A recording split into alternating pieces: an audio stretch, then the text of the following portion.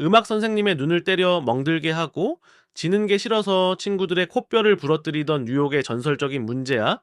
자, 부모조차 포기하고 군사학교로 강제 유배 보냈던 이 소녀는 훗날 전 세계의 법을 새로 쓰는 지구 일장이 됩니다. 바로 도널드 트럼프입니다. 대체 군사학교에선 무슨 일이 있었길래 사고뭉치 도련님이 전 세계 독재자들의 천적이 된 걸까요? 오늘 우리가 몰랐던 트럼프의 미친 유년 시절을 파헤쳐 봅시다. 1946년 뉴욕 퀸즈, 독일계 이민자 2세인 부동산 개발업자 프레드 트럼프의 넷째 아들로 도널드가 태어납니다. 아버지는 이미 수천 채의 집을 지은 자산가였죠. 즉, 트럼프는 시작부터 금수저였습니다. 하지만 어린 도널드는 부모님도 감당하기 힘든 통제 불능의 아이였습니다. 음악 교사의 눈을 때려 멍들게 할 정도로 공격적이었고, 지는 건 죽기보다 싫어했죠. 결국 참다 못한 아버지는 결단을 내립니다. 13살의 아들을 강제로 뉴욕 군사학교에 입학시켜 버린 겁니다. 자유로운 부잣집 도련님에게 군사학교는 지옥이었을까요? 아니요. 트럼프에겐 체질이었습니다. 엄격한 규율과 서열, 그리고 무엇보다 승자와 패자가 확실히 나뉘는 그곳에서 트럼프는 자신의 본능을 깨닫습니다. 그는 훗날 이렇게 회상했습니다. 그곳에서 나는 공격적인 성향을 생산적으로 바꾸는 법을 배웠다라고요. 아버지는 아들에게 늘 이렇게 가르쳤습니다. 너는 킬러가 되어야 한다. 왕이 되어야 한다. 이 가르침은 훗날 트럼프의 인생 철학이 됩니다. 트럼프는 고등학교만 군사학교를 나왔을 뿐 졸업 후 바로 포덤 대학교에 입학했습니다. 포덤 대학교에서 2년을 보낸 뒤 3학년 때 비로소 그 유명한 펜실베이니아 대학교 와튼 스쿨로 편입했습니다. 이때 아버지가 기부를 약속했다거나 형의 인맥이 동원됐다는 뒷이야기도 아주 흥미로운 포인트입니다. 명문 와튼 스쿨을 졸업한 트럼프는 아버지 밑에서 일을 배우기 시작합니다. 그렇다면 왜 넷째 아들인 도널드 트럼프가 아버지 밑에서 일을 배우기 시작한 것일까요? 그건 트럼프가 하는 금연과 금주의 답이 있습니다. 원래 가업을 이을 후계자는 트럼프의 형 프레디였습니다. 하지만 그는 자유로운 영혼이었고 무서운 아버지 밑에서 부동산 일을 배우는 걸 괴로워했습니다. 자, 결국 비행기 조종사가 되겠다며 가업을 떠났고 아버지와 동생 도널드에게 넌 킬러가 아니다라며 무시당하다가 알코올 중독으로 일찍 세상을 떠납니다. 형이 포기한 그 자리를 도널드 트럼프가 꿰찬 겁니다. 그래서 그는 형의 몰락을 보며 나는 절대로 술을 마시지 않겠다. 와, 나는 반드시 아버지가 원하는 킬러가 되겠다는 다짐을 하게 되죠. 그렇게 가업을 이어받은 트럼프. 하지만 그는 만족할 수 없었습니다. 당시 아버지가 일구어낸 터전인 퀸즈와 브루클린은 중산층을 위한 안정적인 곳이었지만 트럼프의 야망을 담기엔 너무 작았죠. 그의 눈은 강 건너 맨해튼을 향했습니다. 하지만 당시의 맨해튼은 지금처럼 화려한 곳이 아니었습니다. 범죄와 쓰레기가 넘쳐나고 도시 전체가 파산 위기에 처해 모두가 도망치던 시절이었죠. 아버지는 말했습니다. 거긴 너무 위험해. 우리는 우리가 잘하는 곳에 머물러야 한다. 하지만 킬러가 되기로 다짐한 도널드는 달랐습니다. 그는 남들이 위기라고 할 때 그곳에 숨겨진 거대한 기회를 본 유일한 사람이었습니다. 트럼프는 아버지에게 100만 달러 현재 가치로 약 14억 정도를 빌려 맨해튼으로 진출합니다. 훗날 비판론자들은 아빠 돈으로 성공한 게 아니냐고 비웃었지만 트럼프는 그 돈을 단순한 용돈이 아닌 전쟁의 실탄으로 사용했습니다. 그의 첫 번째 타겟은 파산 직전이었던 코모도 호텔이었습니다. 아무도 거들떠보지 않던 이 낡은 건물을 사들여 유리로 뒤덮인 화려한 그랜드 하얏트 호텔로 탈바꿈시키죠. 이 무모한 도박은 대성공을 거두었고 뉴욕 사격에는 비로소 20대 중반의 이 젊은 장사꾼을 주목하기 시작합니다. 그는 건물만 짓지 않았습니다. 건물의 이름에 자신의 성 트럼프를 거대하게 새겨 넣었죠. 아버지는 보이지 않는 곳에서 묵묵히 집을 지었다면 아들은 세상에서 가장 눈에 띄는 곳에 자신의 이름을 박아 넣었습니다.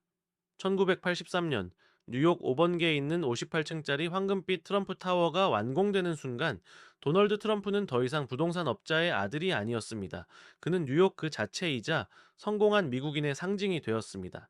승승장구하던 트럼프에게도 재앙은 찾아왔습니다.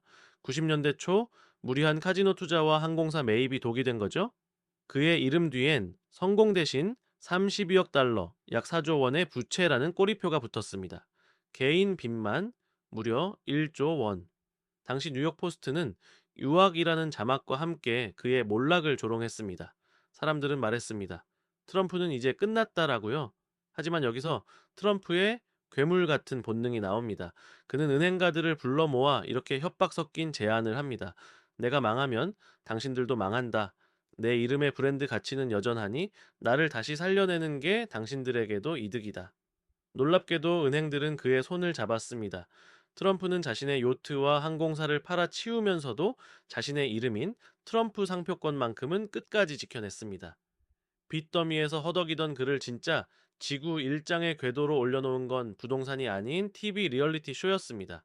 2004년 시작된 어프렌티스에서 그는 카리스마 넘치는 성공한 사업가로 완벽하게 이미지 세탁에 성공합니다.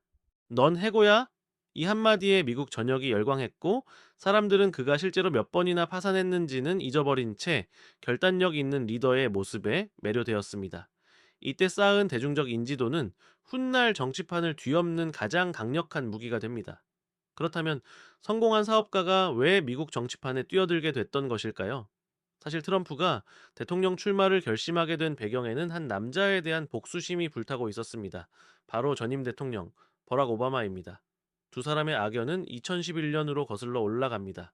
당시 트럼프는 오바마는 미국 태생이 아니다라고 하며 오바마를 끈질기게 괴롭혔죠. 결국 오바마는 직접 출생증명서까지 공개하며 사건을 일단락시킵니다. 그리고 며칠 뒤에 열린 백악관 기자단 만찬장, 수많은 관중 앞에서 오바마는 작정하고 트럼프를 조롱하기 시작합니다. Donald Trump is here tonight. Now I know that he's taken some flack lately, but no one is happier, no one is prouder to put this birth certificate matter to rest than the Donald. And that's because he can finally get back to focusing on the issues that matter. Like, did we fake the moon landing? What really happened in Roswell? 그곳에서 오바마는 트럼프가 출연 중인 리얼리티 쇼까지 비꼬며 그를 가벼운 연예인 취급했습니다. 장내는 웃음바다가 됐지만 카메라에 잡힌 트럼프의 표정은 차갑게 굳어 있었습니다. 아무도 몰랐지만 그 순간 트럼프는 결심했습니다. 내가 저 자리에 올라가서 저 웃음을 싹 지워주겠다라고 말이죠. 그로부터 5년 뒤 트럼프는 정말로 오바마의 뒤를 이어 백악관의 주인이 됩니다. 취임 후 트럼프가 가장 먼저 한 일 중 하나가 오바마의 정책들을 지우는 것이었다는 점은 우연이 아닐 겁니다. 상대방의 조롱을 원동력 삼아 기어코 복수에 성공한 남자. 그의 지독한 뒤끝이 오늘날 마두로 같은 적들에게도 그대로 투사되고 있는 셈입니다. 퀸즈의 문제아에서 시작해 1조 원의 빚더미를 뚫고 올라와 마침내 자신을 비웃던 대통령의 자리까지 차지한 남자. 이제 그는 미국을 넘어 전 세계 독재자들의 생사 여탈권을 쥐고 흔드는 지구 일장이 되었습니다. 그가 마두로의 목에 200억을 걸 수 있었던 힘은 어쩌면 킬러가 되어라라던 아버지의 가르침과 절대 지지 않겠다는 지독한 뒤끝에서 나온 것일지도 모릅니다. 여러분은 이 남자의 인생을 어떻게 보시나요? 승리를 위해서라면 무엇이든 하는 괴물인가요? 아니면 위기마다 살아 돌아오는 불사조인가요? 오늘 트럼프의 미친 일생 이야기가 흥미로우셨다면 구독과 좋아요 부탁드립니다. 감사합니다.